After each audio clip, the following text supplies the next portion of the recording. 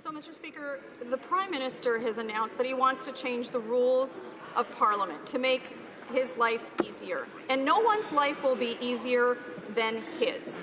If he gets away with this, he will only have to show up to work once a week. And he also wants to strip the opposition of their power to hold him accountable. Now, we know that the Prime Minister says China is a dictatorship he admires, and he certainly had a bizarre infatuation with Fidel Castro.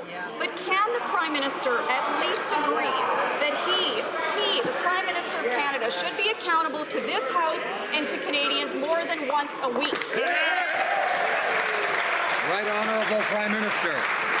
Mr. Speaker, we've put forward a discussion paper that we've published and shared with all Canadians to talk about how we can improve the functioning of this House of Democracy, how we can make sure that Canadians are better heard, that oppositions have opportunity to ask tough questions, to hold the Prime Minister account, and to hold this government to account. That's why amongst the many proposals we made, we talked about the model of the British Prime Minister's questions that devotes an entire question period to the Prime Minister answering questions. We are open to all sorts of discussions about how to improve the functioning of this Parliament because we know Canadians expect a modern workplace out of this place so we can better serve them.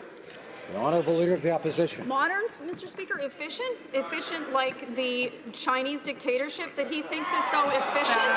Mr. Speaker, we don't live in China or Cuba. Those are his words. Those are his words, Mr. Speaker. We don't live in China or Cuba. We live in Canada. And we have a parliamentary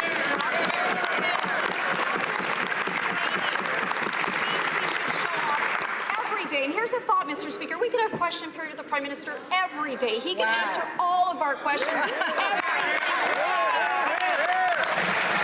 Right Honourable Prime Minister.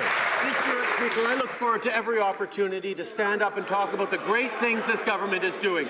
Just tomorrow, we'll be presenting a budget that will create growth for the middle class, opportunities for Canadians, investments in the future of this country that we know after 10 years of slow growth under the Conservative government will turn our growth path around. This is about giving opportunities to Canadians, and I'm always happy to talk about the important things Canadian government is doing for the middle class.